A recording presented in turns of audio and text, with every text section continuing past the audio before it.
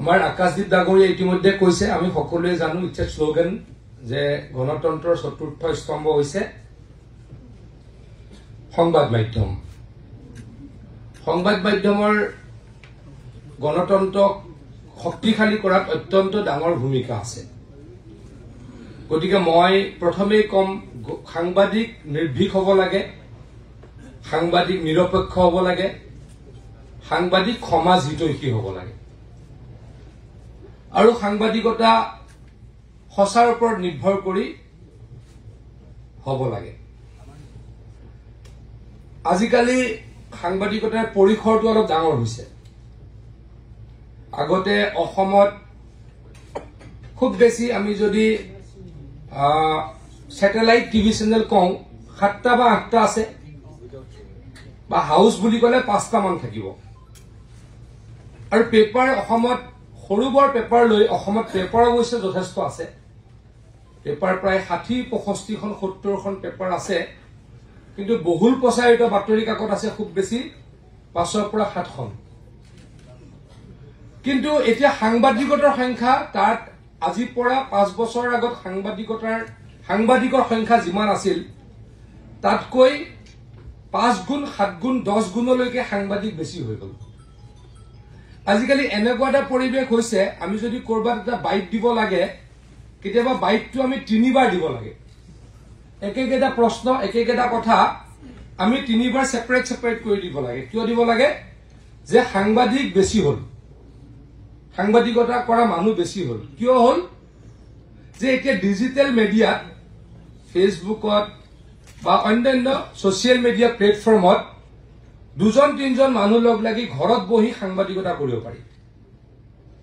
মই তাক নিগেটিভ বুলি কোৱা নাই, বেয়া বুলি কোৱা নাই, কিন্তু গোটেই প্ৰক্ৰিয়াটো সলনি হৈ গ'ল। প্ৰক্ৰিয়াটো কেনেকৈ সলনি হ'ল? আগতে কেনেকুৱা আছিল, আজিৰ পৰা আমি যদি 20 বছৰ আগলৈকে মনত পাওঁ, তাতকৈ আগৰ কথা নকওঁ। আজিৰ দিনটোত কি হ'ল, মানুহে কেতিয়া জানিব পাৰিছিল? অহাকালি দুপৰীয়া। আৰু গুৱাহাটীত হলে, গুৱাহাটীৰ ওচৰে পাজৰে হলে ৰাতিপুৱা গম পাইছিল।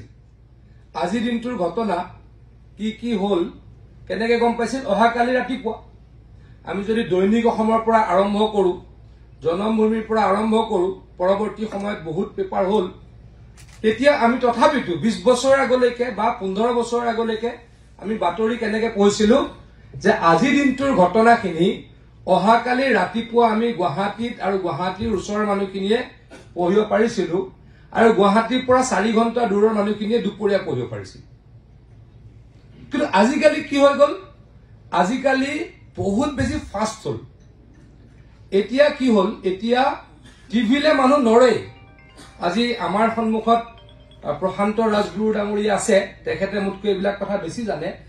তেখেতে বিৱৰ্তনটো মোতকৈ বেছি দেখিছে। কিন্তু আমি সৰুৰ পৰা যিটো পেপাৰ, মই কৈছো, মই দৈনিক অসমৰ পৰা পেপাৰ পঢ়িছিলো, অগ্ৰদূতৰ 3 দিনীয়াৰ পৰা মই পেপাৰ পঢ়িছো। গতিকে ময়ো সৰুৰ পৰা পেপাৰ পঢ়া ল'ৰা। গতিকে মোৰ সন্মুখৰে বিৱৰ্তন হৈছে, কিন্তু প্ৰশান্ত দাহঁত বা চন্দন গোস্বামী ডাঙৰীয়াহঁতৰ সন্মুখত বেছিকৈ আছে, কাৰণ তেওঁলোকে বেছিকৈ ভালদৰে মোতকৈ জানে। বিৱৰ্তনটো এনেকুৱা, আকৌ কৈছো, যে আগতে এটা বাতৰি পঢ়িবলৈ মানুহক লাগিছিলে কিমান দিন? 24 ঘণ্টা বা 20 ঘণ্টা। এতিয়া কিমান সময় লাগে? 10 মিনিটছ। আগতে 10 মিনিটছ, আগতে কি আছিল? Breaking news. আগতে নিউজটো আহি পোৱাৰ আগত প্ৰশান্ত দাহঁতে কি মাৰে? ব্ৰেকিং নিউজ মাৰে টিভিত। মানে তাৰ পাছত আধা ঘণ্টাৰ পাছত মূল নিউজটো আহিব। এতিয়া ব্ৰেকিং নিউজলৈকে সময় নাই। এতিয়া কাৰণ কোনোবাই ফেচবুকত আপলোড কৰি দিব, ফেচবুকত আপলোড কৰি দিয়াৰ লগত ভাইৰেল হ'ব, আৰু কি হ'ব? তাৰ পাছতহে মানুহে টিভিত দেখা পাব, নেক্সট ডে আকৌ পেপাৰত দেখা পাব। তথাপিতো মই নকওঁ পেপাৰৰ গুণগত মানদণ্ড কমিছে বুলি মই নকওঁ, কিন্তু এটা কথা ঠিক যে পেপাৰৰ প্ৰচলনৰ সংখ্যাটো অলপ কমিছে। আনকি আৰু এটা কথা, মই অপ্ৰিয় সত্য কথা কেইটামান কওঁ, কাকো মই টাৰ্গেট কৰি কোৱা নাই। মই যিহেতু জনসংযোগ মন্ত্ৰী, গতিকে মই এই কথা বিদেশৰ লগত মই জড়িত হৈ থাকো, যে টিভিত বাতৰি পঢ়া মানুহ, বাতৰি চোৱা মানুহৰ সংখ্যা কমিছে। আমি যদি পাৰ্টিকুলাৰ যি বা প্ৰাইম টাইম কওঁ বা অন্য বাতৰিৰ সময়টো কওঁ, মোৰ যদি ভুল হোৱা নাই প্ৰশান্ত দা, মোৰ যদি ভুল হোৱা নাই, সেই পাৰ্টিকুলাৰ নিউজৰ সময়ৰ টিআৰপি অলপ কম।